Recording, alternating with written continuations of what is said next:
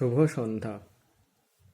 আজকে আমি আপনাদের সামনে একটি টপিক উপস্থাপন করব, যেটি সবার জন্যই খুবই হেল্পফুল হবে আশা করি। টপিকটি হলো বিভিন্ন পরিস্থিতির মধ্যে থেকে আপনি নিজেকে কিভাবে সামলাবেন, অর্থাৎ সেলফ কন্ট্রোল। আসলে আমরা কেউই নিজেকে কন্ট্রোল করতে অভ্যস্ত নয়, পরিস্থিতি আমাদেরকে কন্ট্রোল করে।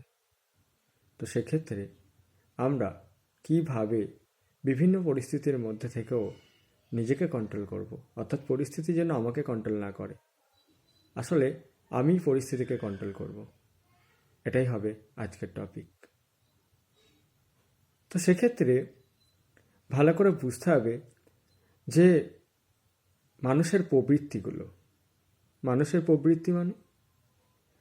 প্রবৃত্তি হচ্ছে জেনেটিক্যাল। তার মানে হচ্ছে এটা বংশগতভাবেই সবার মধ্যেই সংরক্ষিত থাকে। রাগ, অভিমান, খারাপ ভালো সবই কিন্তু মানুষের একটা প্রবৃত্তি, এবং এই ধরনের ইমোশনগুলো কিন্তু মানুষের মধ্যে পূর্ব নির্ধারিত। তাহলে মানুষের মনটা কি? মানুষের মন হচ্ছে এই সমস্ত প্রবৃত্তিগুলোকে অ্যাম্পলিফাই করতে পারবে, বাড়াতেও পারে, আবার ডিঅ্যাম্পলিফাই, দ্যাট মিনস কমাতেও পারে।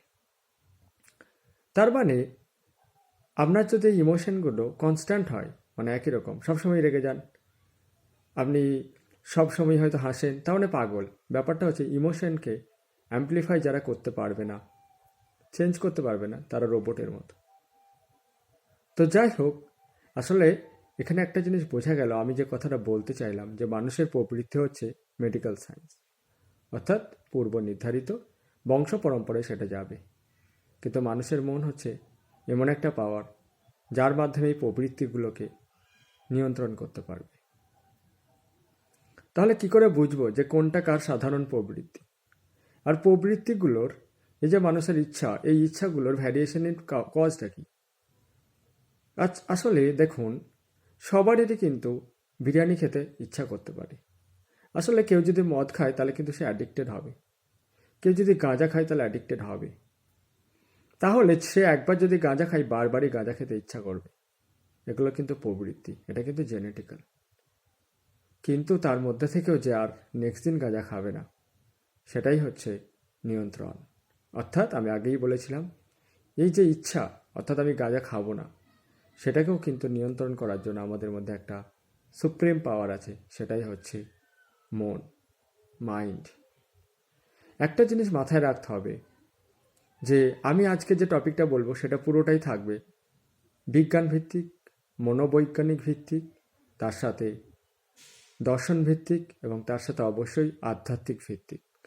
আসলে দর্শনটা অনেকটাই আধ্যাত্মিক ভিত্তিক টাইপেরই। আধ্যাত্মিক জগতের মধ্যে যদি মানুষ না পৌঁছাতে পারে, তাহলে কিন্তু নিজেকে কন্ট্রোল করা বা নিজেকে সামলানো অত সস্তা নয়। আমি যে টপিকটা নিয়ে ডিসকাশন করব, সেটা বারবারই বলেছি, বিভিন্ন পরিস্থিতির মধ্যে থেকে নিজেকে সামলানো, অর্থাৎ পরিস্থিতি যেন মানুষকে কন্ট্রোল না করে, মানুষ পরিস্থিতিকে সামাল দেবে। আজকে এই ব্যস্ততার মধ্যে প্রত্যেকটা মানুষই কিন্তু পরিস্থিতিকে সামাল দিতে পারে না, এবং সেই পরিস্থিতিতে সামাল না দিতে পেরে কেউ কেউ পৃথিবী থেকে দূরে চলে যায়, আর কেউ কেউ যারা সামাল দিতে পারে তারা পৃথিবীর মধ্যেই থেকে যায়।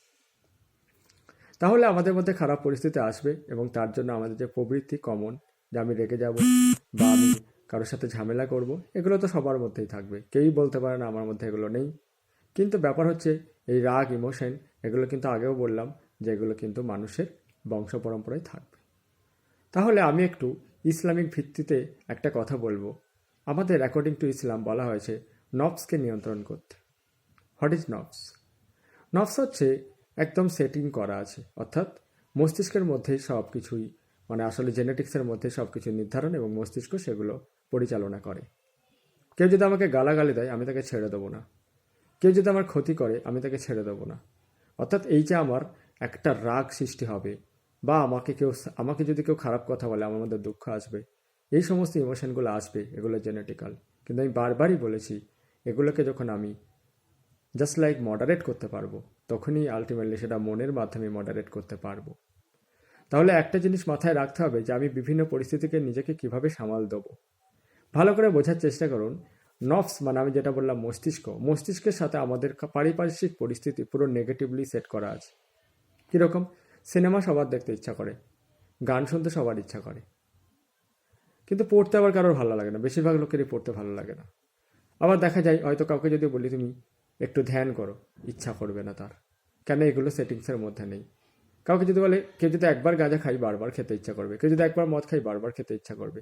কাউকে যদি বলে উচ্ছে খাও বা তুমি খুব সকাল সকাল ঘুম থেকে ওঠো, এগুলো কিন্তু আমাদের সেটিংসের মধ্যে নেই, কারণ যেগুলো আমরা কমনলি দেখতে পাবো সেগুলো ব্রেন দ্বারাই পরিচালিত।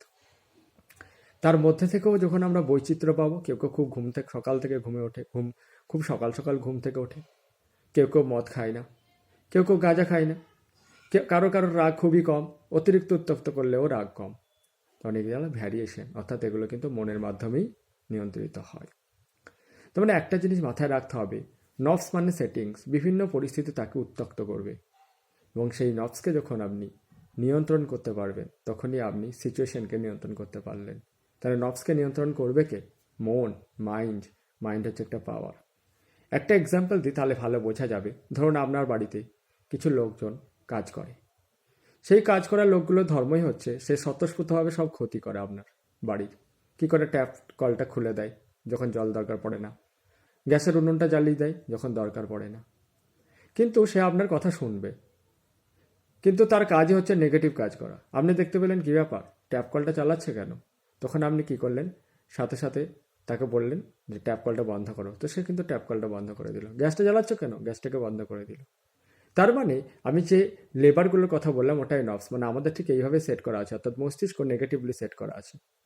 তার মধ্যে থেকে আপনি বাড়ির মালিক হয়ে যদি ঘুমান তাহলে কী হবে? ওই লেবারগুলো কিন্তু সমস্ত খারাপ কাজ করে আপনার পুরো সিস্টেমকে নষ্ট করে দিয়ে চলে যাবে। তাহলে একটা জিনিস মাথায় রাখতে হবে, আমার ব্রেনটা হচ্ছে এরকম লেবারের মতো, আর আপনার মন হচ্ছে ওখানে আপনি যেমন মালিক ছিলেন সেই রকম। তাহলে মনের মাধ্যমে যদি আপনার প্রবৃত্তিগুলোকে আপনি কন্ট্রোল করতে না পারেন তাহলে কিন্তু আপনি ফেলিওর। তাহলে ভালো করে বোঝার চেষ্টা করতে হবে যে আমরা কি করতে চাইছি, আমরা কেন আজকে নফসকে নিয়ন্ত্রণ করতে পারছি না। নফস মানে বলছি বারবারই মস্তিষ্কের অ্যাকশন, অর্থাৎ সেটিংসের সাথে মস্তিষ্কের যে কার্যাবলী। কেউ গালাগালি দিল, নফস বলবে ওকে মার, ক্লিয়ার?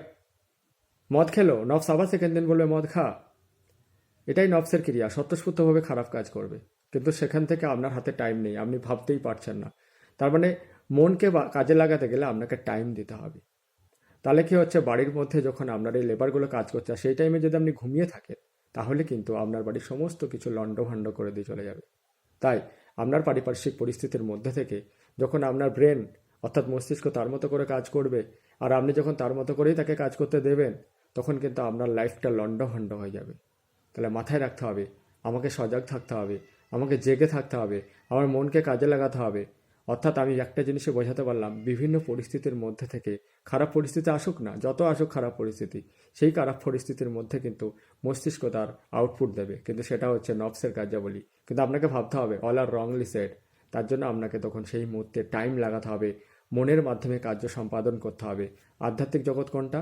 আধ্যাত্মিক জগৎ হলো আপনি তখনই এই কার্যাবলীগুলো পারবেন, কারণ বলা হয়েছে যে সহ্য করতে পারে সেই হবে সাকসেসফুল হিউম্যান বিং। তার মানে সহ্য মানে টাইম নেওয়া। তার মানে আমি টাইম নিচ্ছি, ও আমাকে গালাগালি দিল, আমার জমি নিয়ে নিল, আমার ক্ষতি করে দিল, এইগুলো যদি করে দেয়, আমি যদি সাথে সাথে ইনস্ট্যান্ট করি তাহলে হবে এটা নফসের ক্রিয়া। কিন্তু আপনি অনেক পরে যদি করেন তাহলে হবে অ্যাকশন অফ ইয়োর মাইন্ড। তাহলে মনের মাধ্যমে নফসকে যখন আপনি নিজের কন্ট্রোলে বসে আনতে পারবেন তখন আপনি হবেন successful human in the world. তার মানে বিভিন্ন পরিস্থিতিতে কিন্তু ভালো করে শুনুন, কিন্তু পরিস্থিতি আপনাকে সবসময় উত্তক্ত করবে, এটা মানুষের জন্মগত। এবং তার মধ্যে থেকে যারা মনের মাধ্যমে এই নফসের ক্রিয়াবলীকে নিয়ন্ত্রণ করতে পারে তারাই হোক সাকসেসফুল হিউম্যান বিংস। আশা করি এটা বোঝাতে পারলাম। এবং আমাদের মধ্যে আরও একটা পার্ট থাকে, সেটা হচ্ছে সোল, অর্থাৎ যারা এই নফসের কার্যাবলীকে নিয়ন্ত্রণ করতে পারে তাদের কিন্তু মন অটোমেটিক্যালি ভালো থাকে, কারণ নফস যদি খারাপ কাজ করতে শুরু করে তাহলে তার মনও খারাপ হতে শুরু করবে। এটা মাথায় রাখতে হবে, কারণ মনকে তো সে কাজেই লাগাতে পারেনি, আর মন হচ্ছে পূর্ব নির্ধারিত জ্ঞানের সমাহার।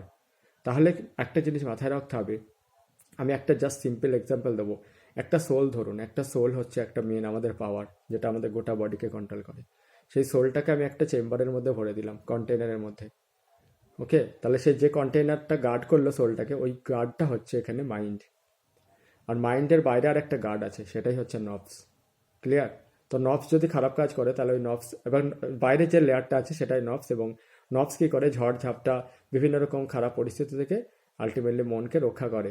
আমি সাপোজ বলছি এটা রক্ষা করে ওর কাজ, কিন্তু যদি নবস তো স্বতঃস্ফূর্তভাবে কাজ করে না, ভালোই ছিল, কিন্তু নবস এত খারাপ খারাপ কাজ করতে লাগছে যে ওই নবস ব্যাপারটাই নষ্ট হয়ে যাচ্ছে। তাহলে নবস যদি নষ্ট হয়ে যায় মনটাও নষ্ট হতে শুরু করবে, আর মনটা যদি নষ্ট হতে শুরু করে তখন সোলটাও তখন কিন্তু আমাদের যেটা মানে সোল মানে দ্যাট ইজ আত্মা, তার মানে আমরা যে শান্তি সেটা পিস, সেই শান্তিটা কিন্তু আপনি কোনোভাবেই মেনটেন করতে পারবেন না।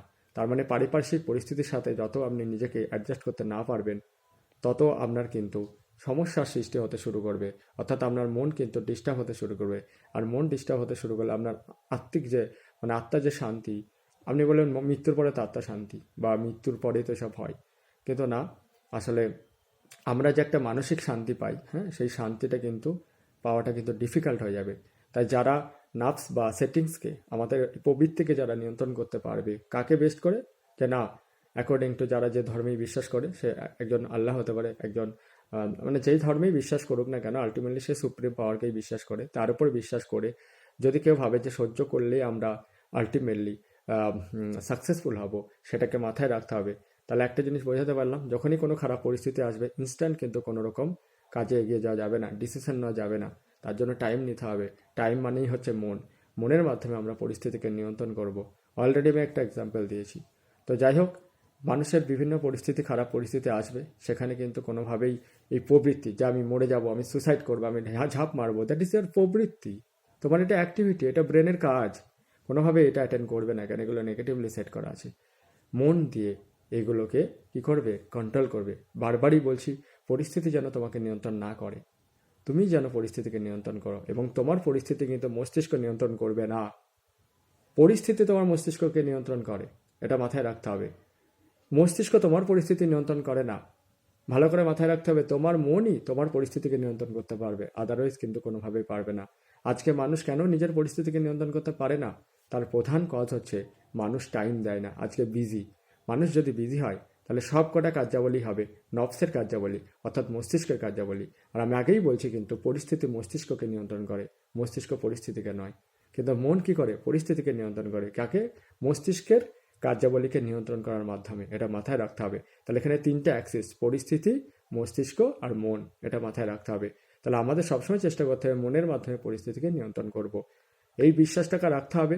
আর একটা জিনিস বলি, অনেকেই বলে আমি স্ট্রেস, আমি ডিপ্রেস। আসলে দেখো, স্ট্রেস মানে হচ্ছে একটা কমন টার্ম, যে আমি এটা পারবো না। যখন আমি বুঝতে পারি যে আমি এই সমস্যা থেকে বেরোতেই পারবো না, দ্যাট ইজ কল্ড ডিপ্রেশন। কিন্তু আমাকে ভাবতে হবে যে প্রত্যেকটা সমস্যার সমাধান আছে, তাই জন্য সেটা ডিপ্রেশনে না যায়। ব্যাপারটা থিঙ্কিংয়ের উপর। প্রবৃত্তি হচ্ছে দুশ্চিন্তা, মানে মস্তিষ্ক বুঝিয়ে দিচ্ছে এটা দুশ্চিন্তা, কিন্তু নিজের মনের মাধ্যমে বুঝতে হবে যে এই প্রবলেমটা সলভ হবেই, তাহলে সেটা স্ট্রেস হবে। কারণ লো লেভেল অফ স্ট্রেস যেটা সমস্যার সমাধান হতে পারে, সেটা কখনোই ডিপ্রেশন হতে পারে না। আর ডিপ্রেশন মানে যেটার কোনো সমাধান নেই, এটা মাথায় রাখতে হবে। তাহলে দুশ্চিন্তা, ডিপ্রেশন এগুলো বলে কিছু নেই, কিন্তু স্ট্রেস থাকতেই পারে মানুষের লাইফে। কারণ স্ট্রেস থাকা মানে হচ্ছে আমি তার সাথে কম্পিটিশন করে আমি কি করব, ওভারকাম করব, এটা মাথায় রাখতে হবে। তাই যে যতই খারাপ পরিস্থিতিতে থাকুন না কেন, একটা বিশ্বাস রাখবেন যে পরিস্থিতি থেকে উঠে আসতে পারবেন যদি আপনি আপনার বিবেক মনকে দিয়ে কাজে লাগান। কিন্তু সাথে সাথে ইনস্ট্যান্ট যদি আপনি কাজ করতে শুরু করেন তাহলে কিন্তু কখনোই সেই পরিস্থিতি থেকে বেরিয়ে আসতে পারবেন না। আমি পরে আরও ডিটেলস বলবো। আমি তো ভাবতে পারিনি স্টার্ট করে দেবো, কারণ আমি ভেবেছিলাম একটু জাস্ট লাইক ট্রায়াল মারছিলাম যে আমি হয়তো করবো, কিন্তু আমি অনগোয়িং করে গেলাম। তবে নেক্সট টাইম আরও বেটার কিছু বলবো ডিটেলসে। তো থ্যাংক ইউ এভরিওয়ান, মন দিয়ে শুনুন, আশা করছি কাজে লাগবে আর ভালো লাগবে।